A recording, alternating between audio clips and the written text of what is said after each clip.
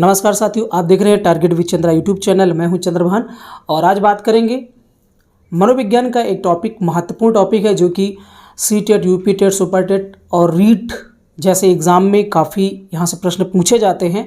और as a शिक्षक, एक शिक्षक को इसके बारे में पता भी होना चाहिए कि लर्निंग आउटकम क्या होते हैं, तो जिन्हें हम सीखने के प्रतिफल या अधिगम के प्रतिफल भी कहते हैं।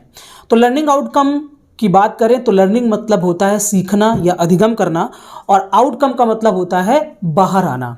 तो लर्निंग मतलब सीखना और आउटकम का मतलब है बाहर आना।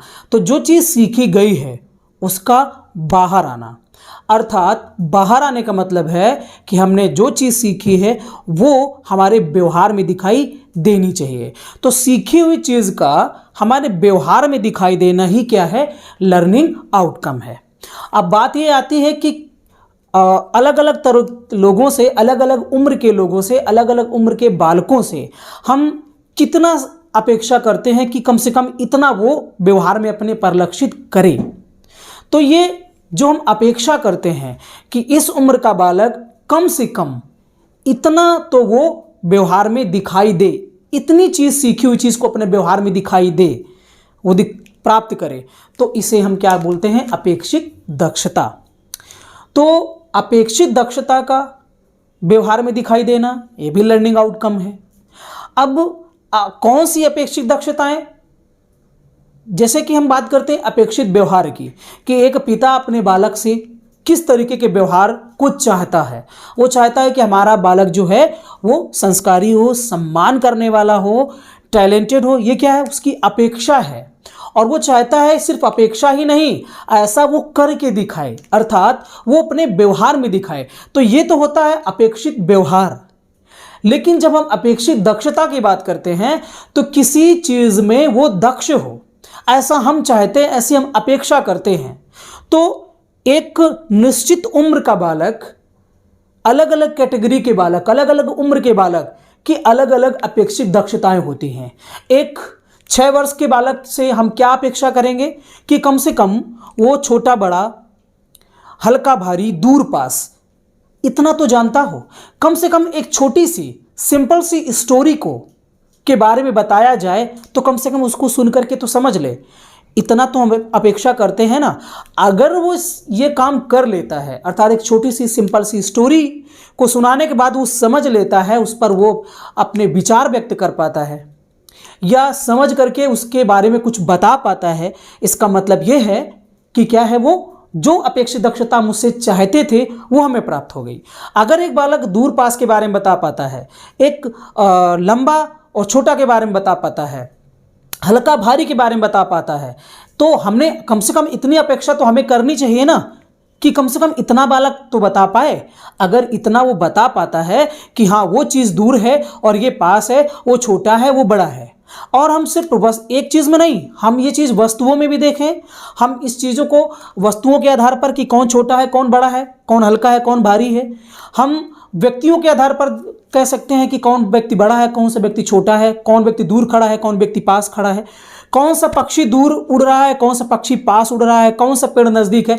मतलब कितने भी प्रकार से अगर हम बालक से ये सारी चीज़ें प्राप्त कर लेते हैं, वो बता देता है पूछने के बाद, इसका मतलब है कि जो अपेक्षा हमने की थी, जो अपेक्षा हमें करनी चाहिए कि इस उम्र का बालक कम से कम इतना बता दे, ये उसकी अपेक्षित दक्षता होती है। और अगर ये अपेक्षित दक्षता वो अपने प्रदर्शन में, अपने व्यवहार में दिखा पाता है, अर्थात वो ला पाता है, बता पाता है, इसका मतलब ये है कि हमने लर्निंग आउटकम प्राप्त कर लिया। तो इसका मतलब ये हुआ कि अपेक्षित दक्षताओं का बालक के व्यवहार में प्रदर्शित होना ही क्या है, लर्निंग आउटकम है। अर्थात कम से कम इतना तो सीखा हुआ है और सीखे को वो बता पा रहा है, और सीखे को बता पा रहा है, इसका मतलब है कि उसने जो सीखा है उसके प्रतिफल वो दे पा रहा है। यही होता है लर्निंग आउटकम। तो ये एक सिंपल सी भाषा है, एक व्यवहारिक परिभाषा है ये, जिसके बारे में हमने बात की। लिखित परिभाषा के बारे में बात करेंगे तो आइए यहाँ पर देखते हैं परिभाषा। किसी कक्षा में अध्ययनरत विद्यार्थियों को, किसी कक्षा में अध्ययनरत विद्यार्थियों को उनके निर्धारित पाठ्यक्रम के अनुरूप अपेक्षित दक्षताओं का उनके व्यवहार में परिलक्षित होना ही क्या है, लर्निंग आउटकम कहलाता है। किसी कक्षा में कोई बालक अध्ययन कर रहा है, पढ़ रहा है, और उसका एक निर्धारित सिलेबस है। उस निर्धारित सिलेबस के अनुरूप वो क्या कर रहा है कि कुछ स्किल्ड को, अपेक्षित जो स्किल हैं उनको वो अपने व्यवहार में दिखाई दे रहा है, दे पा रहा है, उसके व्यवहार में वो चीज़ें परिलक्षित हो रही हैं, दिखाई दे रही हैं।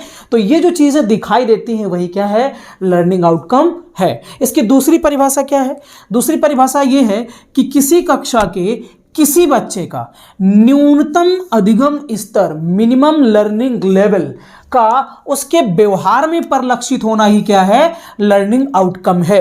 अर्थात किसी कक्षा के बालक से हम कम से कम कितनी अपेक्षा कर सकते हैं। अगर कम से कम जितनी अपेक्षा हमने की है कि बालक इतना तो बता ही पाएगा, अगर वो बता पाता है तो वो उस बालक का क्या है, लर्निंग आउटकम है। तो एक परिभाषा तो ये भी हो गई। अब बात करते हैं कि लर्निंग आउटकम के लाभ क्या हैं। लर्निंग आउटकम के लाभ क्या हैं? जैसे कि हमने पहले ही ये निर्धारित कर रखा है कि कम से कम इस उम्र का बालक, किसी भी उम्र का बालक जो है वो इतना तो बता पाए। तो ये हमारे क्या है, परिणाम आधारित लक्ष्य हो गए। हमारे ये लक्ष्य हैं, गोल हैं कि हम चाहते हैं कि 6 वर्ष का बालक, 7 वर्ष का बालक, 8 वर्ष का बालक, 10 वर्ष का बालक, 11 वर्ष का बालक, जो भी जिस भी उम्र का बालक है, कम से कम जितनी उससे अपेक्षा करते हैं अगर वो बता पाता है तो वो लर्निंग आउटकम है। तो ये एक प्रकार के क्या हो गए, परिणाम आधारित लक्ष्य। परिणाम आधारित लक्ष्य, और इन लक्ष्यों को हमें क्या कराना होता है, प्राप्त कराना होता है। तो अगर हमें परिणाम आधारित लक्ष्य पता है तो उनके आधार पर हम क्या कर सकते हैं कि मूल्यांकन कर सकते हैं, हम प्रगति का आकलन कर सकते हैं। तो यहां पर लाभ की बात करेंगे तो पहला लाभ यहां पर देख रहे हैं कि अधिक लर्निंग आउटकम का लाभ क्या है। यह एक परिणाम आधारित लक्ष्य है जो बच्चे की प्रगति का आकलन गुणात्मक तथा मात्रात्मक रूप से करने हेतु अवलोकन बिंदु प्रदान करता है। तो जैसा मैंने पहले बताया कि एक परिणाम आधारित लक्ष्य है, और इसका ये करता क्या है कि ये प्रगति का आकलन गुणात्मक अर्थात क्वालिटेटिव, और मात्रात्मक का मतलब क्या है, संख्या में, संख्यात्मक रूप से करने हेतु अवलोकन बिंदु प्राप्त प्रदान करता है। मतलब हमें इससे ये पता चलता है कि बालक ने जो सीखा है वो कैसा सीखा है। गुणात्मक का मतलब क्या हो गया, कैसा सीखा है, और कितना सीखा है। मात्रात्मक का मतलब हो गया कितना सीखा है। तो कैसा सीखा है, कितना सीखा है, इसके लिए इसका आकलन करने के लिए लर्निंग आउटकम हमें कुछ अवलोकन बिंदु भी प्रदान करता है। तो ये किसका लाभ हो गया। दूसरा लाभ है लर्निंग आउटकम बच्चों को प्राप्त दक्षता का मूल्यांकन करने और शिक्षकों को आगामी शिक्षण संबंधी दिशा प्रदान करने पर बल देते हैं। अगर हमें बालक के लर्निंग आउटकम नहीं पता होंगे तो हम आगे चल करके जो भी शिक्षण प्रक्रिया लागू करेंगे, या भी जो भी हम शिक्षण करेंगे, जो भी शिक्षण विधि हम लगाएंगे वो फेल हो जाएगी, क्योंकि हमें पता नहीं रहेगा कि बालक को वास्तव में वो लर्निंग आउटकम प्राप्त हुए हैं या नहीं हुए हैं। और हमें लर्निंग आउटकम जो हम चाह रहे हैं, जो हमें पता ही नहीं रहेगा कि हमें क्या निकालना है, तो हम क्या करेंगे, उसके लिए कुछ नहीं कर सकते। तो यही यहाँ पर बात कही गई कि लर्निंग आउटकम बच्चों को प्राप्त दक्षता का मूल्यांकन करने। अब यहाँ पर अगर लर्निंग आउटकम का हमने परीक्षा ले लिया और बालक ने उसमें कुछ प्राप्त किया है, कुछ नहीं प्राप्त किया है, मान लिया उसने दक्षता को प्राप्त कर लिया है, तो उसका मूल्यांकन भी कर सकते हैं। और अगर मूल्यांकन कर लेते हैं तो हम उसी आधार पर आगे की शिक्षण प्रक्रिया को बदल सकते हैं, संशोधन कर सकते हैं, या वही जारी रख सकते हैं। तो ये लर्निंग आउटकम पर निर्धारित करता है। अगर लर्निंग आउटकम हमें पता है तो हम शिक्षकों को सोच, ज्ञान व अनुभव के आधार पर शिक्षण विधियों, नवाचारों एवं आईसीटी का प्रयोग करने के लिए स्वतंत्र होते हैं। देखिए, लर्निंग आउटकम के आधार पर हमने आकलन किया। आकलन करने के पश्चात अगर हमें यह पता चलता है कि कुछ बालक जो हैं वो लर्निंग आउटकम प्राप्त कर पाए हैं, कुछ बालक नहीं कर पाए हैं, तो ऐसे में हम क्या करेंगे कि उसके लिए कुछ जो नहीं प्राप्त कर पाए हैं उनके लिए कुछ हम नया सोचेंगे, नवाचार करेंगे। ठीक है। इसके अलावा हो सकता है अगर बालकों ने लर्निंग आउटकम नहीं प्राप्त किए हैं तो हम अपनी शिक्षण मेथड को, हम अपनी टीचिंग मेथड को भी बदल सकते हैं। हो सकता है हम क्लास को उतना रुचिकर नहीं बना पाए हैं, शायद इस वजह से बालकों ने लर्निंग आउटकम नहीं प्राप्त किए हैं, तो इसके लिए हम टेक्नोलॉजी का इस्तेमाल कर सकते हैं। आईसीटी का मतलब होता है इंफॉर्मेशन एंड कम्युनिकेशन टेक्नोलॉजी, अर्थात सूचना एवं संचार प्रौद्योगिकी। तो इसका इस्तेमाल हम कर सकते हैं अगर हमें पता रहेगा लर्निंग आउटकम के बारे में, तब नहीं तो हम नहीं कर पाएंगे। ठीक है, तो यहां पर शिक्षक स्वतंत्र होता है, उसको वो स्वतंत्र हो जाता, किसी बाउंडेशन में नहीं रहता कि आपको इतना ही पढ़ाना है। यहां शिक्षक क्या करेगा, अपने हिसाब से नवीन सोचेगा, अपने ज्ञान का इस्तेमाल करेगा, तर्क करेगा, चिंतन करेगा। वो चिंतन करके वो चिंतन करने के लिए वो स्वतंत्र हो जाएगा कि हमें कौन सी शिक्षण विधि अपनानी चाहिए ताकि बालक को लर्निंग आउटकम प्राप्त हो जाए। तो लर्निंग आउटकम ही अगर नहीं होता तो हम यहाँ पर चिंतन करने के लिए स्वतंत्र नहीं होते, एक शिक्षक चिंतन करने के लिए स्वतंत्र नहीं होता। बच्चों के न्यूनतम अधिगम स्तर का पता लगाने में सहायक है। तो लर्निंग आउटकम से हम बच्चे के मिनिमम लर्निंग लेवल को भी पता कर सकते हैं।